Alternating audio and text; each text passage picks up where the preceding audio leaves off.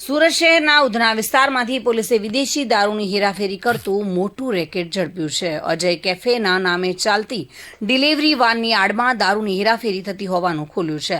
ઉધના વિસ્તારમાં આવેલી BRC road પર લક્ષ્મીનારાયણ કમ્પાઉન્ડમાંથી પોલીસે ગેરકાયદેસર દારૂ ભરેલો ટેમ્પો ઝડપી 3 લોકોની ધરપકડ કરી છે. પોલીસે તપાસ કરતા કુલ 99 વિદેશી દારૂ અને બિયર ભરેલી કેરેટ મળી આવી હતી. આ દારૂના જથ્થાની કિંમત અંદાજે ₹2,32,000 જેટલી છે.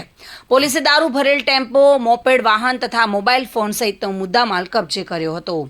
આ મામલે પોલીસે કુલદીપ જમણ ચન્નારા, અશ્વિન કુમાર હીરામણ યાદવ અને નીતિન અંબોરેની ધરપકડ કરી છે.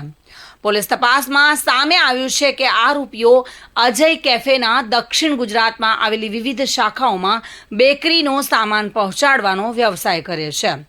સામાન પહોંચાડ્યા બાદ તેઓ દમણથી પરત ફરતી વેળાએ કેળવણી માટે ઉપયોગમાં લેવાતી ટેમ્પોમાં કેરેટની વચ્ચે દારૂ છુપાવી સુરત તરફ દારૂ લાવતા હતા.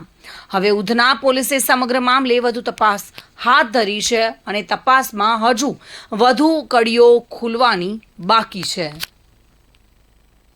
સુનિલ ગાંજાવાલા સાથે bureau report, today Gujarati news.